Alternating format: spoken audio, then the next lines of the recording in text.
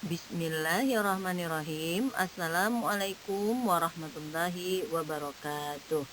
Apa kabar anak-anak? Selamat pagi. Semoga dalam keadaan baik-baik saja dan sehat walafiat selalu dalam lindungan Allah. Baiklah, pada pagi hari ini kita akan membahas mengenai mengkonsumsi makanan dan minuman halal serta menjauhi yang haram. Kompetensi dasar kita pada materi hari ini yaitu memahami ketentuan makanan dan minuman yang halal dan haram berdasarkan Al-Quran dan hadis. Menyajikan hikmah mengkonsumsi makanan yang halal dan bergizi sesuai dengan ketentuan Al-Quran dan hadis. Adapun tujuan pembelajaran kita pada materi ini yaitu setelah kita melakukan proses pembelajaran, peserta didik mampu menjelaskan pengertian makanan halal dengan benar, menjelaskan jenis-jenis makanan dan minuman halal dengan benar, menunjukkan dalil nakli tentang makanan dan minuman halal dengan benar, menyebutkan pengertian makanan dan minuman haram dengan benar, menunjukkan dalil nakli tentang makanan dan minuman haram, menyebutkan jenis-jenis makanan dan minuman haram, menjelaskan manfaat mengkonsumsi makanan dan minuman yang halal, menjelaskan akibat makanan dan minuman yang haram. Nah, semuanya dapat disebutkan dengan benar. Ketentuan makanan dan minuman halal. Pada dasarnya, segala sesuatu adalah diperbolehkan atau halal kecuali ada dalil yang mengharamkannya. Al-Quran menggunakan istilah halal untuk makanan dan minuman yang disahkan menurut hukum dengan dua makna. Pertama, makanan dan minuman harus sesuai dengan hukum-hukum syariat Islam. Kedua, makanan dan minuman yang diperoleh harus halal.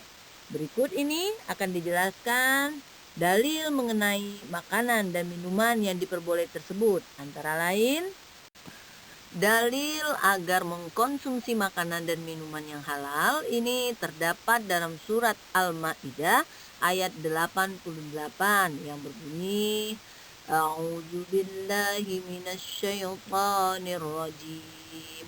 Bismillahirrahmanirrahim. Wa kulu mimma razaqakumullahu halalan thayyiban.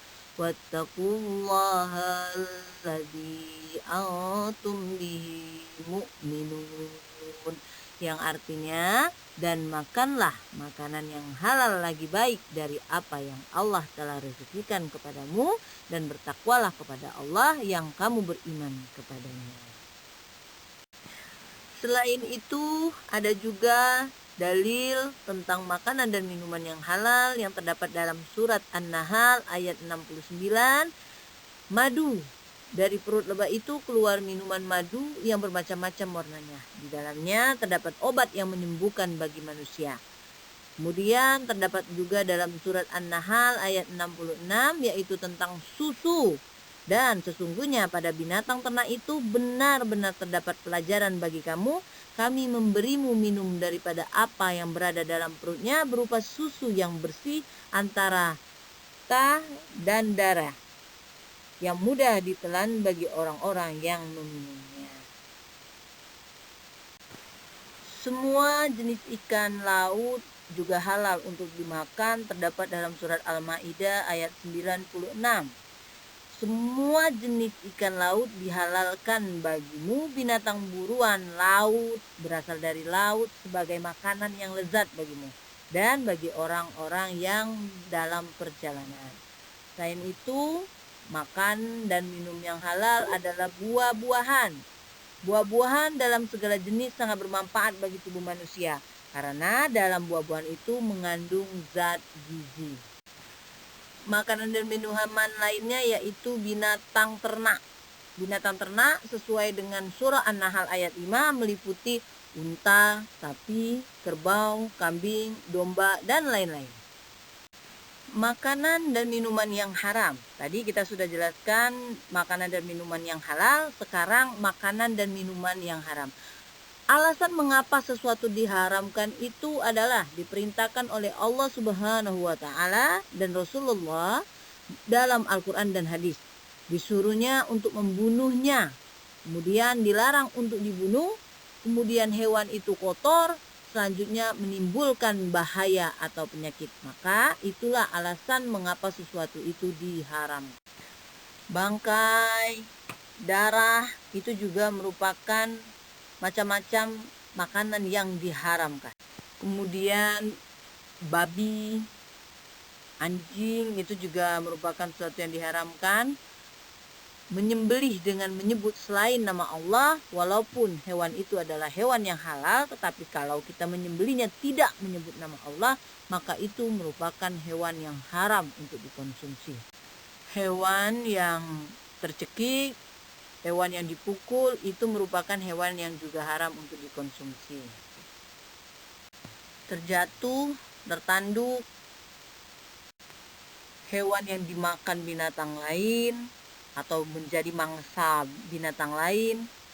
Kemudian hewan untuk berhala atau sesaji, walaupun hewan itu adalah hewan yang halal, tetapi kalau diperuntukkan untuk berhala dan sesaji, maka hewan itu menjadi haram untuk kita konsumsi. Kemudian haram karena disuruh untuk membunuhnya. Apa saja hewan-hewan yang termasuk seperti itu? Di antaranya adalah ular, gagak atau burung gagak, tikus, anjing galak, dan burung elang. Kemudian haram karena dilarang membunuhnya. Contohnya semut, tawon, burung teguk-teguk, dan burung suradi. Haram karena kotor atau menjijikkan. Contohnya seperti ulat, kutu, kepinding, cacing, dan lain-lain. Semua hewan yang menjijikkan itu termasuk ke dalam hewan yang haram untuk kita konsumsi. Selain dari hewan yang haram untuk dikonsumsi seperti yang telah kita jelaskan sebelumnya, maka ada minuman yang haram kita konsumsi, yaitu diantaranya adalah khamar yang diharamkan oleh Allah, sebagaimana terdapat dalam surat Al-Maidah yang artinya, wahai orang-orang yang beriman, sesungguhnya minuman keras, khamar, berjudi, berkurban untuk berhala, dan mengundi nasib dengan anak panah adalah perbuatan yang keji dan termasuk perbuatan setan. Maka jauhilah perbuatan-perbuatan itu agar kamu beruntung. Nabi Muhammad SAW pun juga bersabda, minuman yang dalam jumlah banyak memabukkan, maka sedikit pun juga haram. Berarti jangan sedikit menjadi halal, justru banyak ataupun sedikit maka itu tetaplah haram. Islam adalah agama yang sangat mementingkan sekali apa yang haram dan halal untuk dikonsumsi oleh umatnya. Karena apa yang diharamkan oleh Allah itu pasti mengandung mudarat di dalamnya. Dan apa yang dihalalkan oleh Allah pasti mengandung manfaat. Apa saja manfaat mengkonsumsi makanan dan minuman yang halal?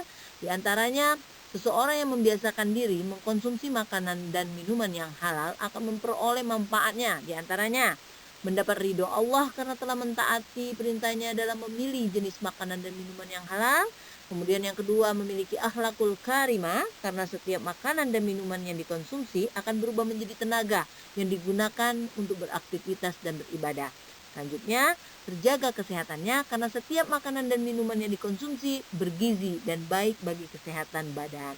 Jadi baik untuk tubuh, bermanfaat untuk tubuh, bisa menjadi tenaga untuk tubuh kita, maka itulah manfaat dari kita memakan dan minum makanan yang halal. Kenapa kita diharuskan untuk menghindari makanan yang haram? Karena makanan haram dosa pertama seorang manusia. Yang kedua, penyebab tidak terkabulnya doa. Ketiga, menjadi santapan api neraka. Yang keempat, membahayakan tubuh. Bagaimana di dalam firman Allah yang berbunyi, hai sekalian manusia, makanlah yang halal lagi baik dari apa yang terdapat di bumi. Dan janganlah kamu mengikuti langkah-langkah setan, karena sesungguhnya setan itu adalah musuh yang nyata bagimu. Surat Al-Baqarah ayat 168. Itulah tadi penjelasan mengenai makanan dan minuman yang haram, serta makanan dan minuman yang halal, apa manfaatnya sudah dijelaskan tadi. Cukup sekian dan alhamdulillah, wassalamualaikum warahmatullahi wabarakatuh.